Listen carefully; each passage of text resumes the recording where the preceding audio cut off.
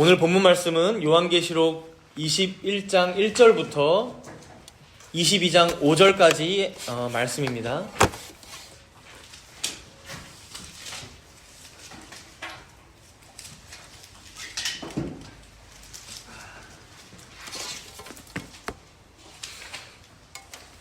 봉독은 제가 21장 1절부터 8절까지의 말씀만 봉독하도록 하겠습니다. 21장 1절에서 8절까지 봉독합니다. 또 내가 새 하늘과 새 땅을 보니 처음 하늘과 처음 땅이 없어졌고 바다도 다시 있지 않더라. 또 내가 보매 거룩한 성 새 예루살렘이 하나님께로부터 하늘에서 내려오니 그 준비한 것이 신부가 남편을 위하여 단장한 것 같더라.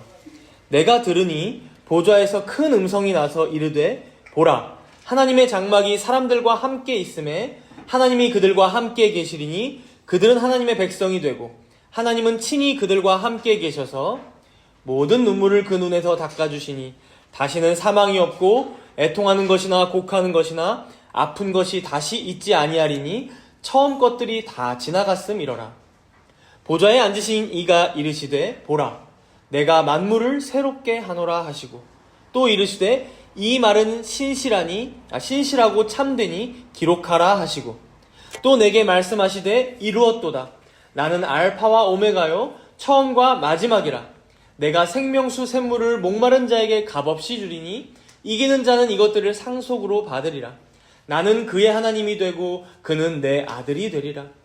그러나 두려워하는 자들과 믿지 아니하는 자들과 흉악한 자들과 살인자들과 음행하는 자들과 점술가들과 우상 숭배자들과 거짓말하는 모든 자들은 불과 유황으로 타는 못에 던져지리니 이것이 둘째 사망이라.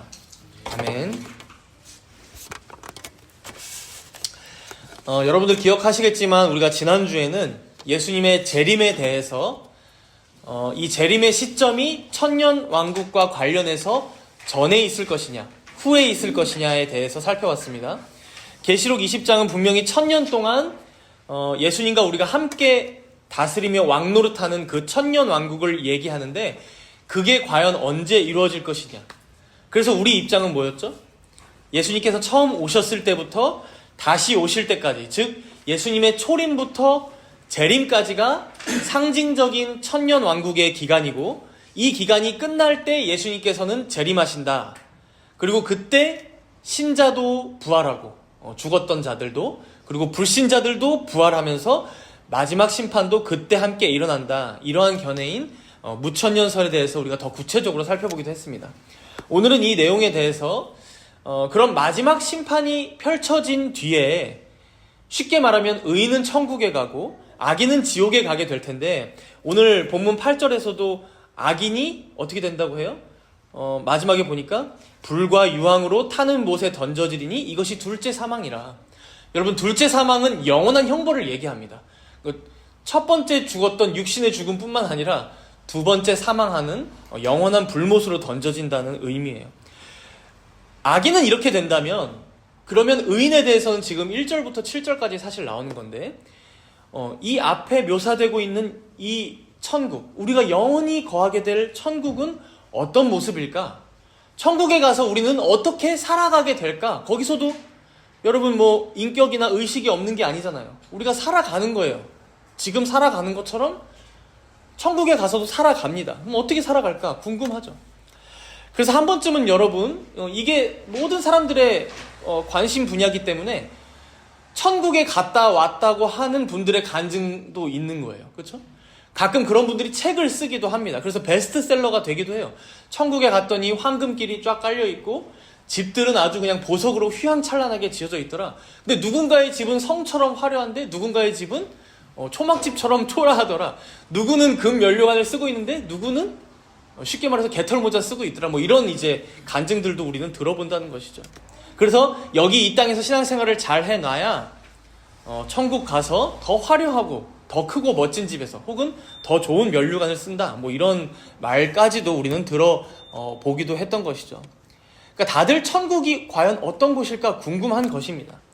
그런데 바로 이런 궁금증을 오늘 본문 계시록 21장이 풀어주고 있다는 거예요. 천국이 어떤 곳인지 설명하는 내용 중에 가장 길고 상세한 본문이라고 할 수 있습니다. 그래서 본문 1절은 이렇게 시작하는데요. 우리 1절을 함께 읽도록 하겠습니다. 1절입니다. 또 내가 새 하늘과 새 땅을 보니 처음 하늘과 처음 땅이 없어졌고 바다도 다시 있지 않더라. 마지막 심판 후에 얘기를 하는 거예요. 뭘 봤다고 합니까? 새 하늘과 새 땅. 오늘 제목이죠. 한자로 하면 뭘까요? 신천신지. 짧게 하면 신천지예요. 새 하늘과 새 땅. 그걸 갖다 쓰는 거예요. 자기들 이름으로 그 이단은. 어쨌든 마지막 심판 후에 우리가 거하게 될 그곳을 새 하늘과 새 땅이라고 하는데, 우리는 여기서 이 새 하늘과 새 땅이 어떻게 이루어질 것인지 그 의미를 좀 더 깊이 생각해 볼 필요가 있어요. 여기를 묘사하면서 뒤에 이어진 말에서 뭐라고 합니까? 처음 하늘과 처음 땅이 없어졌고, 그러니까 우리가 지금 거하고 있는 이 처음 하늘과 처음 땅이 없어졌고 바다도 다시 있지 않더라. 그래서 여러분, 역사적으로 이 구절을 해석하는 두 가지 견해가 있습니다. 질문지에 루터파 견해와 개혁파 견해가 나뉜다고 되어 있는데 대부분 이 두 가지 중에 하나예요. 그리고 보통 우리는 어떻게 생각하냐면요, 루터파처럼 생각합니다. 왜냐하면 루터파가 뭐냐면 소멸론이기 때문이에요. 소멸론. 소멸론이라고 적으시면 됩니다. 소멸론. 개혁파는 뭘까요? 개혁파는 갱신론입니다. 갱신론. 루터파는 소멸론, 개혁파는 갱신론. 여러분들 이름만 들어봐도 각각이 뭘 의미하는지 어느 정도 감은 오시겠지만, 소멸론은 뭘까요? 여기 본문 1절에서 처음 하늘과 처음 땅이 없어지고 라는 구절을 문자 그대로 받아들이면 어떻게 돼요? 지금 우리가 살아가고 있는 이 현존하는 이 세계, 이 하늘과 이 땅은 다 불타서 없어지고 그야말로 전혀 새로운 새 하늘과 새 땅, 신천신지가 마지막 날 이후에 임하겠구나, 우리가 거기서 살아가는구나 라고 생각하는 게 소멸론이에요. 갱신론은요, 개혁파가 따르는 갱신론은 분명히 새 하늘과 새 땅 맞다, 새롭게 되기는 한다. 그러나 그렇다고 해서 지금 우리가 살아가고 있는 이 세상이 다 불타서 완전히 없어지고 새롭게 되는 방식이 아니라 지금 있는 이 모든 피조물들을 하나님께서 신비로운 방법으로 새롭게 갱신하시고 회복하셔서, 쉽게 말해서 재활용해서 온전히 새로운 하늘과 새로운 땅을 주신다. 이게 갱신론입니다. 여러분들 어떻게 생각하고 살아오셨어요? 소멸론으로 사실 우리는 생각하고 살아가기가 쉽다는 거죠. 비슷한 것 같지만 완전히 차이가 나는 견해입니다. 이 중에 우리는 당연히 개혁파의 견해를 결론적으로 따르겠지만, 그래도 과연 그러한가 어느 정도 우리가 성경에서의 근거를 찾아보는 게 필요할 것 같은데요. 먼저 소멸론 주의자들이 주장할 때 얘기하는 성경 구절이 대표적으로 베드로후서 3장 12절에서 13절입니다. 제가 읽어드릴 테니까 잘 들어보세요. 베드로후서 3장 12절 13절이에요. 하나님의 날이 임하기를 바라보고 간절히 사모하라. 하나님의 날에 대해서 베드로 사도가 얘기하고 있어요.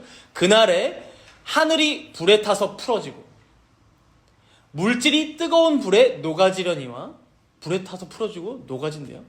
우리는 그의 약속대로 의가 있는 곳인 새 하늘과 새 땅을 바라보도다.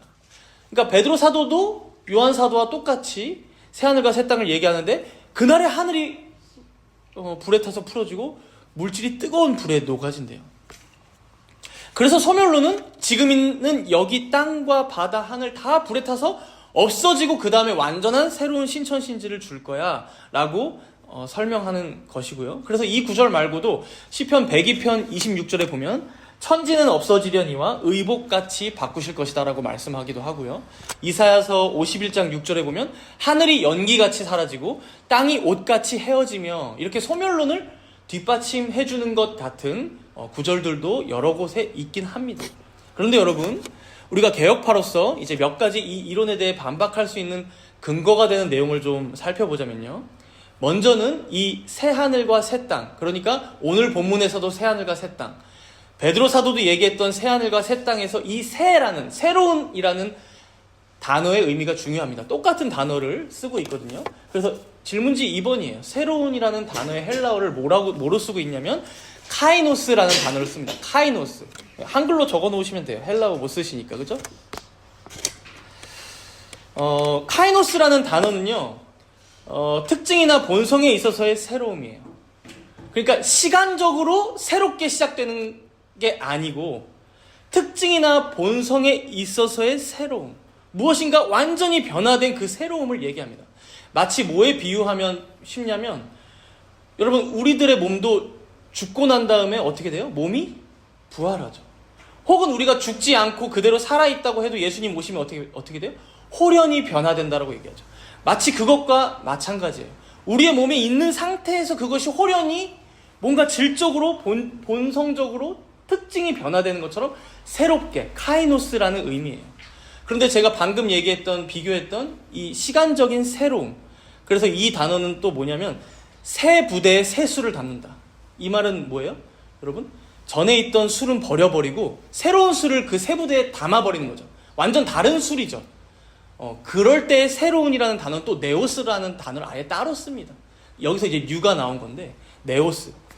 그러니까 여러분, 성경에서 새 하늘과 새 땅이라고 할 때는 이 카이노스라는 단어를 쓰는 것을 통해서 우리는 이것은 지금 있는 이 땅과 하늘을 다 불로 태우시고 소멸하시고 새 하늘과 새 땅이 임하는 게 아니라 지금 있는 이 피조물들을 새롭게 회복하고 갱신하셔서 새 하늘과 새 땅을 주신다라고 해석하는 게 더 합리적이라는 거예요. 그래서 사실 아까 읽은 우리가 베드로후서 3장에도 보면요, 베드로 사도가 마지막 때 이 심판을 뭐와 비교하냐면 노아의 홍수 때와 비교해요. 여러분, 노아의 홍수 때 한번 생각해 보세요. 이 땅에 있는 이 지면에 있는 모든 피조물들을 하나님께서 없애버리셨습니까? 그러지 않죠. 물로 완전히 잠기게 하신 이후에 그 물이 빠지면서 새롭게 하신 것이죠. 그 땅이 있는 그 상황에서요. 그렇죠? 마치 그것과 비교해서 나중에 만물이 그렇게 새롭게 된다라고 베드로 사도는 얘기했다는 거예요. 그런 의미에서 성경 곳곳에 여러분, 세상이 불에 녹아진다, 태워진다라는 의미는, 여러분, 금을 왜 불에 녹입니까? 금을 더 정화시켜서 순결하게 하기 위해서 녹이죠. 마치 그런 의미로 여러분 보시면 되는 거예요. 이 세상 가운데 있는 죄악들을 태우시고 그것을 다시 정결하게 하셔서 갱신하신다라는 의미로 받아들이면 된다는 거예요. 그래서 로마서 8장 22절과 23절에도 보면요, 제가 읽어드릴 테니까 잘 들어보십시오. 로마서 8장 22절 23절이에요. 피조물이 다 이제까지 함께 탄식하며 함께 고통을 겪고 있는 것을 우리가 아느니라. 그뿐 아니라 또한 우리 곧 성령의 처음 익은 열매를 받은 우리까지도 속으로 탄식하여 양자될 것 곧 우리 몸의 속량을 기다리느니라. 여기 22절에 보니까 피조물들이 다 함께 탄식하고 있대요. 왜 그럴까요, 여러분? 여러분, 태초에 하나님께서 천지를 창조하셨을 때의 피조물들은 어땠을까요?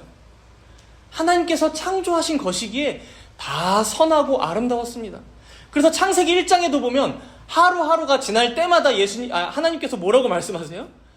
하나님이 보시기에 좋았더라. 선하다라는 거예요. 아름다웠다는 거예요. 이렇게 좋을 수가 없다는 거예요. 그 정도로 탁월했다는 거예요.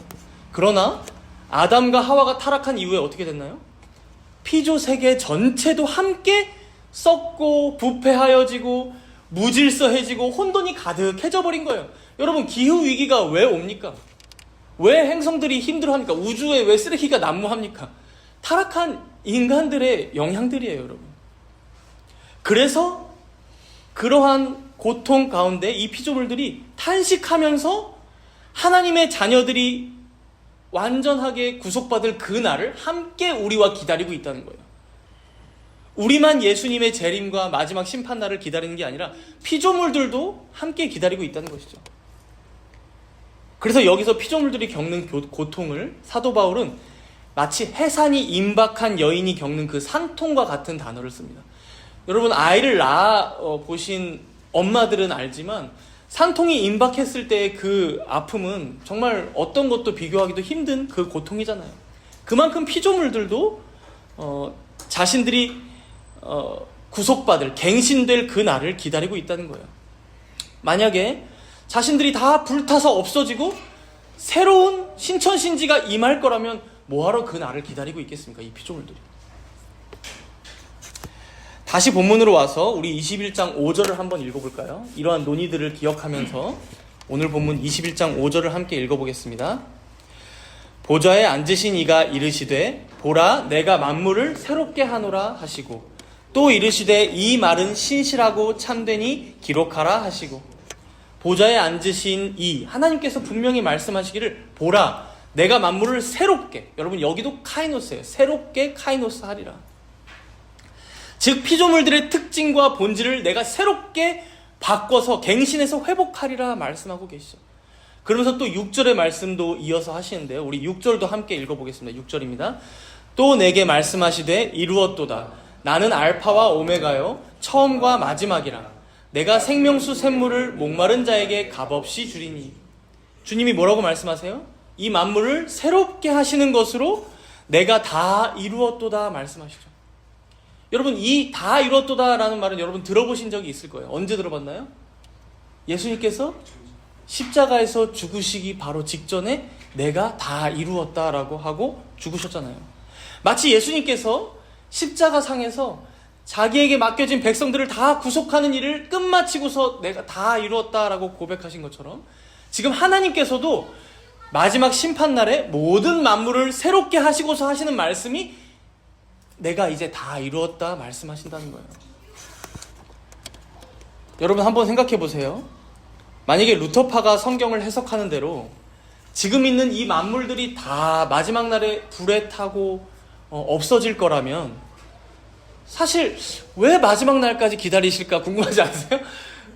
차라리 애초에 딱 쓸어버리시고 시작하면 되잖아요. 버전을 바꾸면 되죠. 버전 업데이트하면 되잖아요. 그렇죠? 노아 홍수 때도 마찬가지예요. 그리고 아담과 하와가 타락했을 때 더 거슬러 올라가 보면 아담과 하와가 딱 타락했을 때 이번에 버전 4.0은 실패했으니 5.0으로 가자. 밀어버리고 시작하면 되잖아요. 그렇죠? 다음 세상을 창조하자. 그죠? 그런데 여러분, 우리 하나님은 그런 분이 아니시라는 거예요. 우리 주님께서는 이미 영원 전부터 우리가 타락할 것도 아셨고, 그에 따라 모든 피조물들이 고통받을 것도 아셨고, 사실은 작정하셨고, 그렇기에 우리도 포기하지 않으시며, 이 피조물, 자신이 창조하신 이 피조물들도 포기하지 않으시고, 오히려 어떻게 해요? 역전하시는 거죠. 새롭게 회복하시고 갱신하기로 작정하셨다는 것이죠. 그러니 그 일을 다 이루시는 마지막 날에 오늘 본문에서처럼 내가 다 이루었다 말씀하신다는 거예요. 그리고 6절에서 말씀하는 것처럼 나는 알파와 오메가요 처음과 마지막이라. 내가 태초 전부터 계획했던 작정했던 그 모든 경륜들을 내가 다 이룰 거야. 내가 다시 성취할 거야. 하나님께서는 바로 이러한 분임을 오늘 본문은 말씀해주고 있다는 거예요.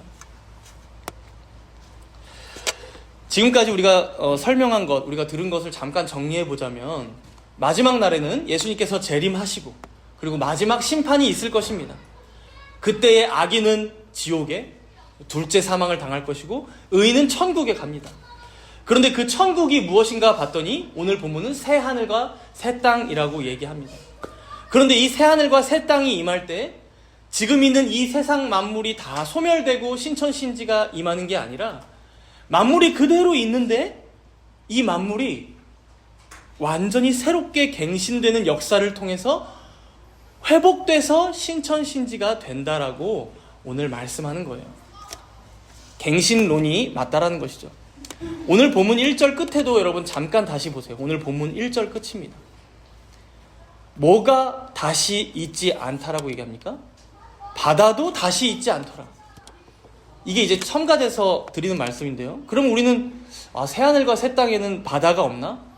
나는 수영을 좋아하는데, 물놀이를 좋아하는데 물은 없는 건가? 라고 생각할 수도 있어요. 그런데 여기서 바다는 여러분 성경 전체에서도 그렇지만 요한계시록에서 또 특별히 바다는 항상 악한 어떤 세력이 나오는 곳으로 묘사되었습니다. 그래서 계시록 13장 1절에도 보면 바다로부터 짐승이 나오죠.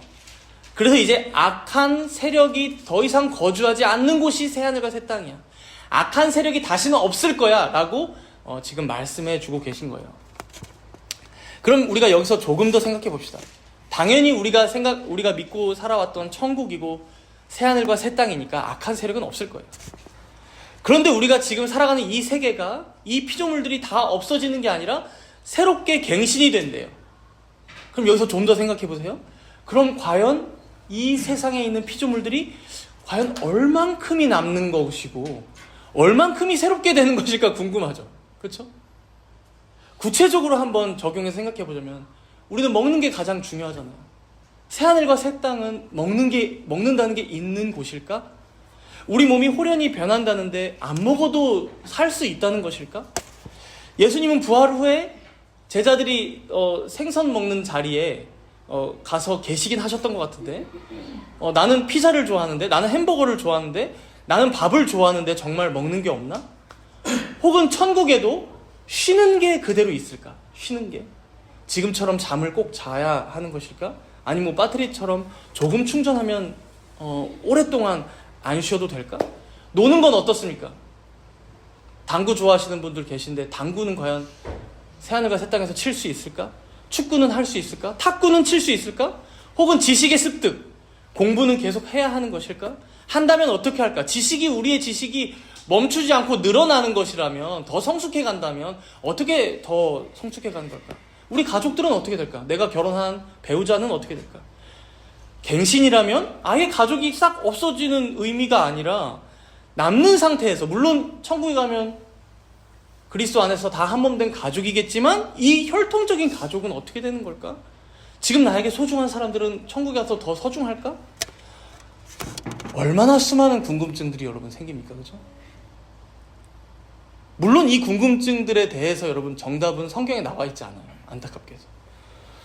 오늘 본문 4절에 보면 이 정도는 나와 있는 것 같아요. 4절에 한번 보시면 이제 3절에서 하나님께서 함께 하시기 때문에 4절에 어떤 결과가 나오냐면, 모든 눈물을 그 눈에서 닦아주시니 다시는 사망이 없고 애통하는 것이나 곡하는 것이나 아픈 것이 다시 있지 아니하리니 처음 것들이 다 지나갔음이로라. 사망, 애통, 슬픔, 아픔이 다시는 없다고 합니다. 그러나 방금 제가 얘기했던 건 뭐예요? 중립적인 것들이에요. 악한 것들이라고 치부하기에는 힘든 것들이에요. 먹는 거, 노는 거, 쉬는 거, 공부하는 거, 사람들 간의 관계. 저는 개인적으로 커피를 참 좋아하는데 커피 마시면서 다 자연경관을 보면서, 그쵸? 커피를 마시면 기분이 좋잖아요, 그쵸? 그러니까 그런 거는 어떻게 되나 궁금한 거죠.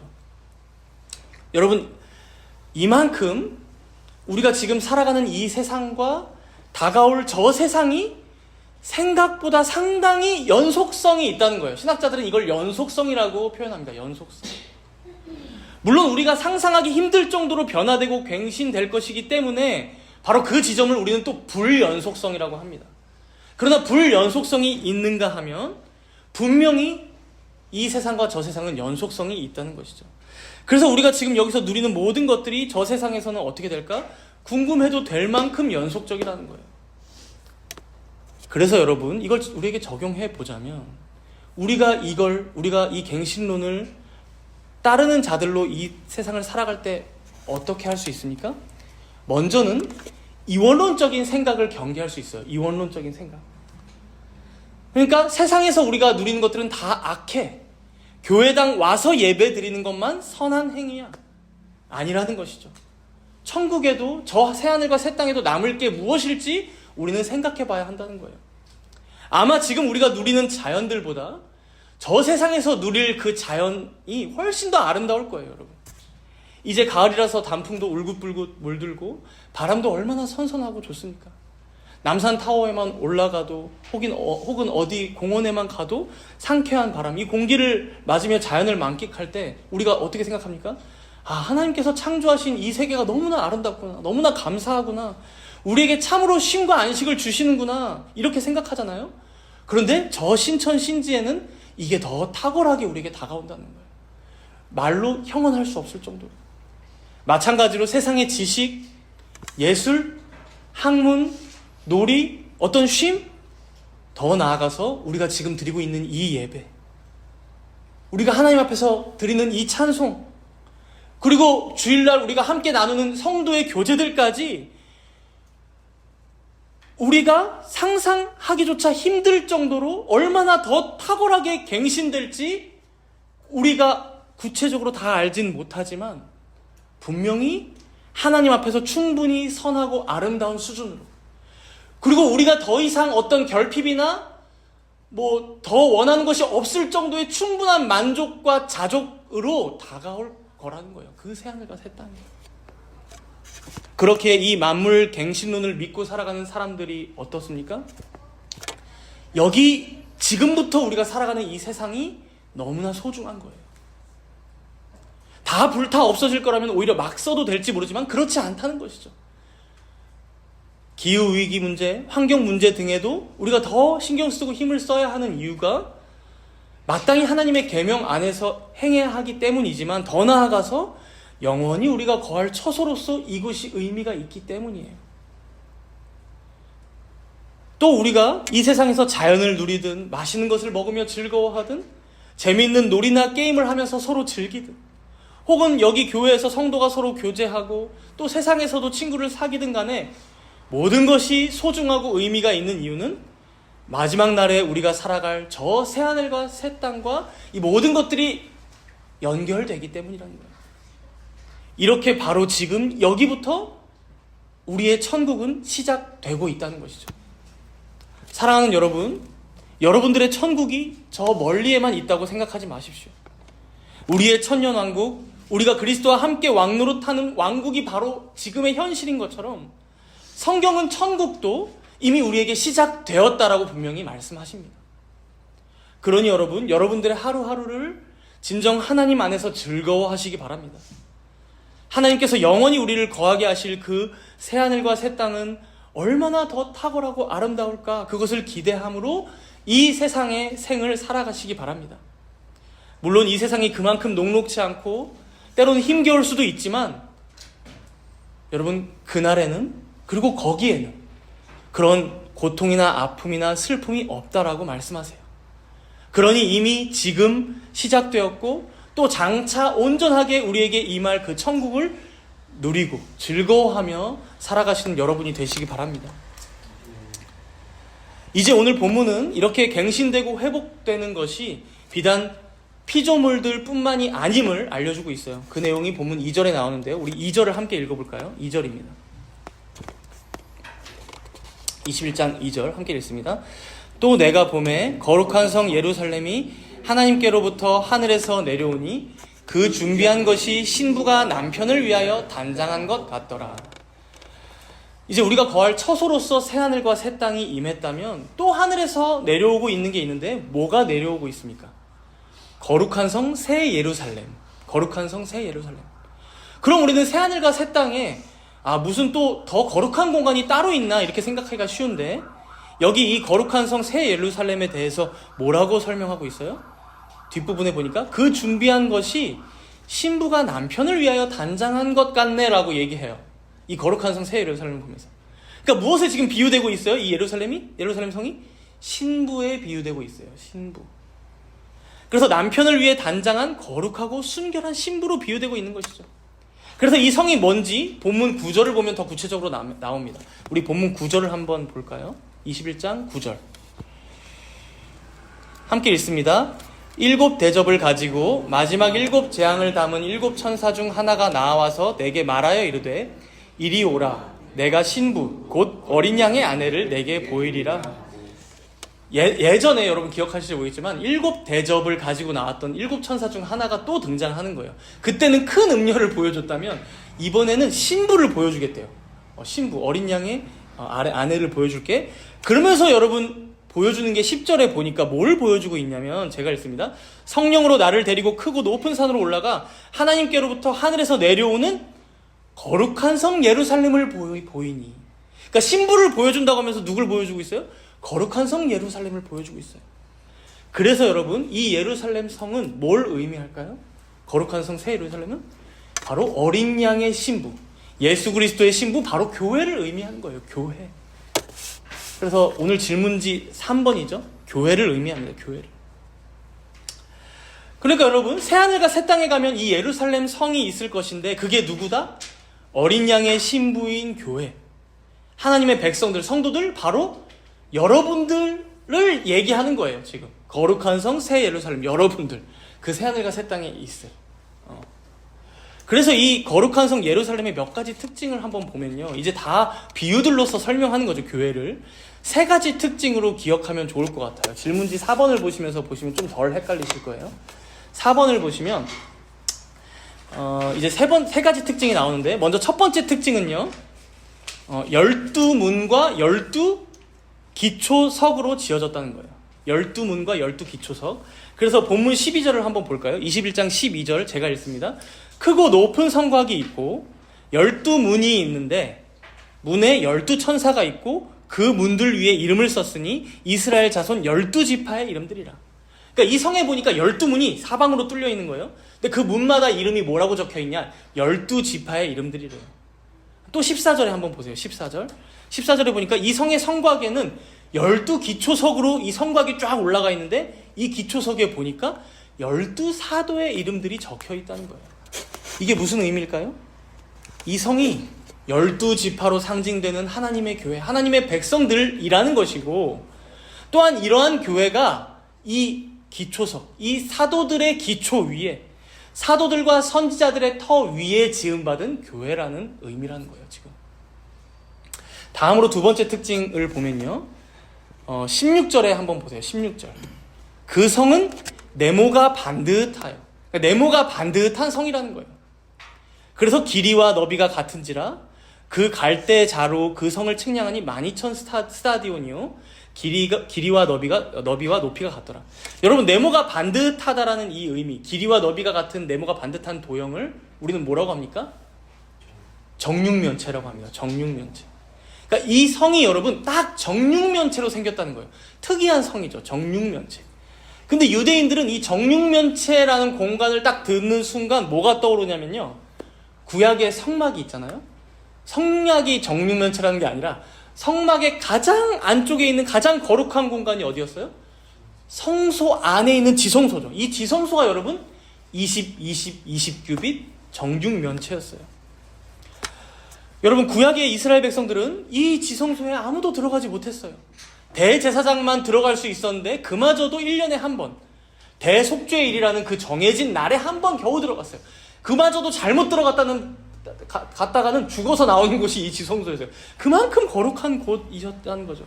그런데 오늘 말씀에는 마치 마지막 날에는 너희들이 그 지성소에 접근하지도 못했던 성도들이었지만, 죄인들이었지만, 마지막 날 그곳에는 바로 너희들 자신이 그 온전하고 거룩한 지성소와 같이 될 거야. 그 거룩한 성 새 예루살렘이 바로 너희들이야 라고 말씀하고 있다는 거예요. 네모가 반듯하다. 그래서 이 성의 규모가 아주 특징적이에요. 16절 뒷부분을 보시면 16절 뒷부분, 그 성을 측량하니 12,000 스타디온이라고 합니다. 여러분, 이 스타디온은 영어 스타디움이에요. 스타디움. 어제 우리 문학경기장에 그 결혼식이 있어서 갔었잖아요. 그렇죠? 여러분, 그 스타디움을 얘기해요. 그래서 한 스타디온은 그 경기장 하나 정도의 사이즈를 얘기하니까 12,000 스타디온은요, 환산하면 약 2,200km라고 합니다. 2,200km. 그래서 미국 대륙으로 보자면 약 반 정도가, 미국 대륙의 반 정도가 2,200km. 그런데 여러분, 이게 길이만이 아니라 정육면체잖아요. 높이도 그렇다는 거예요. 여러분, 우주 왕복선이 올라갈 수가 없는 높이입니다. 그러니까 여러분, 상상이 안 될 정도로 크다. 그만큼 마지막 날에 이 새하늘과 새 땅에 모일 주님의 교회와 백성들의 거룩함과 아름다움이 얼마나 크고 무한할지를 상징적으로 보여주는 내용이라고 보시면 될 것 같아요. 이제 마지막 이성의 세 번째 특징은요, 온 사방이 진귀한 보석들로 장식되어 있다는 거예요. 본문 11절에 나오는데요, 11절 보면 이렇게 나오죠. 하나님의 영광이 있어 그 성의 빛이 지극히 귀한 보석 같고 벽옥과 수정같이 맑더라. 그래서 우리가 읽지는 않겠지만 여러분, 본문 21장 18절에서 21절을 눈으로 한번 보세요. 18절에서 21절을 보면 그냥 대충 봐도 뭐가 나와요? 보석들의 목록이 막 나와요. 벽옥, 맑은 유리, 남보석, 옥수, 녹보석, 홍만호, 홍보석, 황호, 도대체 무슨 보석인지도 모를 정도의 엄청난 보석들로 이 성이 장식되어 있다는 거예요. 그렇다면 이렇게 많은 보석들로 이 성이 단장된 게 무슨 의미일까? 우리는 이사야서 54장 11절과 12절을 통해서 해석해 볼 수 있는데요. 여러분, 질문지 5번에 제가 일부러 넣어놨어요. 중요한, 오늘 성경을 해석하는데 중요한 구절이라서 이사야 54장 11절과 12절에 보면 제가 읽을 테니까 잘 들어보십시오. 너 곤고하며 광풍에 요동하여 안위를 받지 못한 자여, 보라, 내가 화려한 채색으로 내 돌 사이에 더하며 청옥으로 내 기초를 쌓으며 홍보석으로 내 성벽을 지으며 성류석으로 내 성문을 만들고 내 지경을 다 보석으로 꾸밀 것이며. 사실 이 구절에서 이 새하늘과 새 땅이 연결되고 있는 것 같아요. 지금 여기 이사야 54장에 보니까요, 예루살렘아, 너 곤고하고 광풍에 요동하고 안위를 받지 못한 자여, 괜찮다. 봐라, 이제 내가 화려한 채색으로 너의 돌 사이에 더하며 청옥으로 너의 기초를 쌓아주고 홍보석으로 네 성벽을 쌓아주고 성류석으로 네 성문을 만들어주고 네 지경들을 내가 다 보석으로 꾸며줄게. 여러분, 남편이신 예수님께서 신부이신 우리에게 말씀하고 있는 말씀이에요. 그리고 여러분, 이 말씀은요, 이사야 당시에 실제로 여러분 예루살렘 성은 이제 무너지기 바로 직전이었어요. 그러니까 이걸 읽는 사람들은 이미 무너져 내린 예루살렘을 바라보면서, 예루살렘 성과 성전을 바라보면서 이 말씀을 읽었을 거예요. 그리고 더해서 오늘 사도 요한이 요한계시록을 쓸 당시에도 예루살렘 성과 성전은 어땠을까요? 여러분, 그때에도 다 무너지고 황폐해져 있었습니다. 이 사이에 한번 예루살렘 성벽과 성전은 증축되었지만 그게 이미 다 무너져 내렸을 때예요. 여러분, 역사적으로 실제로 AD 70년에 무슨 일이 있었습니까? 로마의 티투스 황제가, 그 당시엔 장군이었는데, 예루살렘으로 쳐들어와서 예루살렘 성벽과 성전을 다 무너지게 했어요. 그리고 그때 딱 하나 남은 게 지금 뭐예요? 여러분들 많이 들어보셨을 법한 통곡의 벽이에요. 그때 딱 하나 남은 게. 그거 빼고 다 무너뜨렸어요, 티투스 황제가. 그 자신들의 로마에 있는 개선문을 거기다가 세워놨죠. 그러니 여러분, 지금 이사야 당시 때도 그랬고, 이 요한계시록을 읽고 있는 성도들에게도 그렇지만, 실제로 이들은 예루살렘 성과 성전이 다 무너져 내린 것을 보면서 지금 이 말씀을 읽고 있는 거예요. 이미 볼품없이 다 황폐해져 버린 이 도시를 보면서. 그런데 지금 그런 이들에게 이사야 54장의 주님께서 뭐라고 말씀하시는 거예요? 괜찮아. 너 지금 곤고하고 요동하고 힘겹니? 내가 가장 귀하고 아름다운 보석들로 너를 다시 단장시키고 꾸며줄게 라고 말씀하시는 거예요. 그리고 그게 바로 오늘 본문에서 말하는 거룩한 성 새 예루살렘, 즉 하나님의 교회들이요 성도들이요 여러분들이라고 말씀하는 거예요.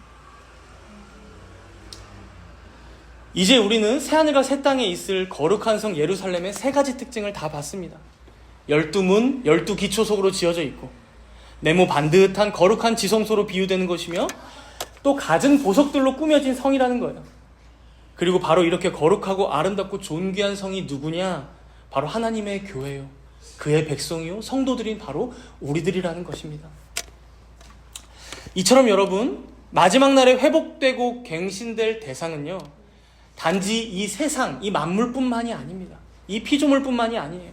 아니, 어쩌면 이 세상에 있는 모든 피조물들보다 더 아름답고 더 거룩하고 더 존귀하고 그렇게 새롭게 회복되고 변화될 자들이 있는데, 누구라는 것입니까? 바로 예수 그리스도를 주라 시인하며, 그래서 교회 안에서 그의 백성으로 세례받고 그 교회 회원으로서 신앙생활을 하고 있는 바로 택하심 받은 그의 교회들, 바로 우리들이라는 거예요. 그러니 여러분, 우리가 우리의 모습을 보면, 우리의 인생을 보면 사실 거룩한 성 예루살렘보다는 다 황폐하고 무너져 내린 예루살렘 성에 더 가까울지 몰라요. 보수할 때가 너무 많아서 보수할 엄두조차 내기가 힘들 정도일지 몰라요. 그러나 그런 우리들에게 우리 주님은 말씀하시는 거예요. 지금 너희 자신의 모습 때문에 좌절하지 말아라. 실망하지 마. 낙심하지 마. 이미 너희 가운데 시작된 그 천년왕국처럼, 이미 천년왕국 가운데 왕노릇을 하고 있는 지금 너희의 신분처럼 그날에는 더 아름답고 더 순결하고 더 탁월한 그런 그리스도의 신부의 모습으로, 거룩한 성 새 예루살렘의 모습으로 거기 너희들이 살아갈 거야 라고 말씀하시는 거예요. 그리고 이것은 결코 우리 자신의 힘이나 노력으로 되지 않음을 이사야서 말씀을 통해서도, 요한계시록의 말씀을 통해서도 보여주고 계신 거예요. 그래서 오늘 본문 말씀은 이제 이렇게 마무리를 합니다. 우리 본문 22절과 23절을 읽어볼까요? 21장 22절, 23절 함께 읽습니다. 성 안에서 내가 성전을 보지 못하였으니 이는 주 하나님 곧 전능하신 이와 및 어린 양이 그 성전이심이라. 그 성은 해나 달의 비침이 쓸데없으니 이는 하나님의 영광이 비치고 어린 양이 그 등불이 되심이라. 여러분, 이제는 우리에게 실제 예루살렘 성전은 전혀 필요가 없습니다.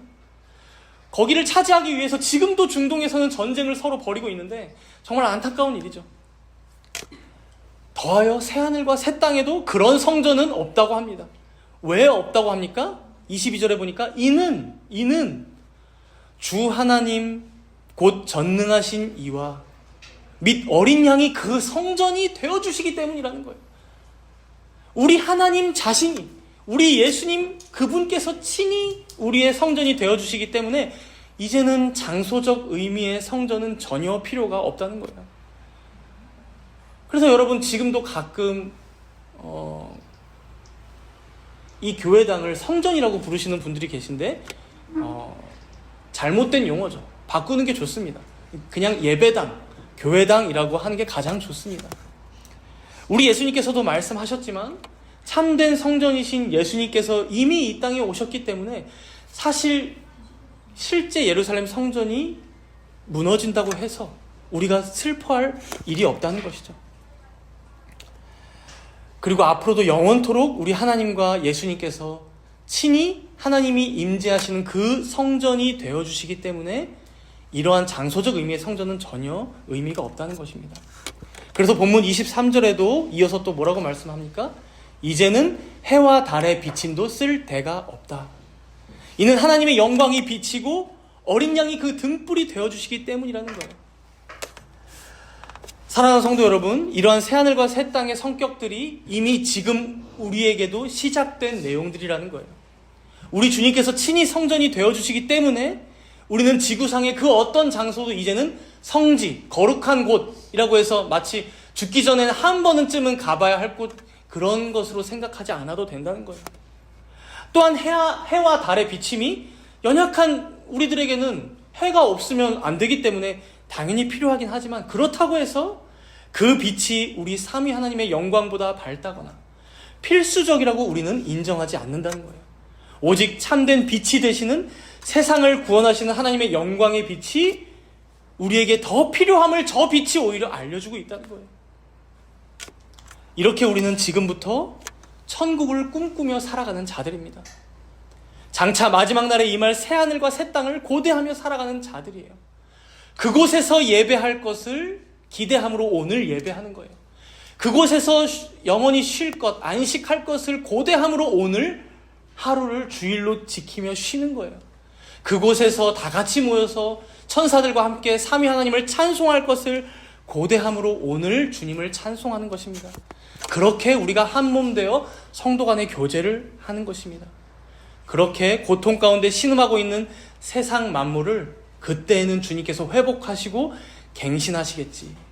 그리고 또한 그보다 더 우리 자신들은 영화롭게 하시고 영광스럽게 하시겠지. 이것을 고대하며 살아가는 것입니다. 바로 이 믿음을 가지고 다가오는 한 주간도 또한 승리하시는 모든 성도님들 되시기를 축복합니다. 함께 기도하도록 하겠습니다.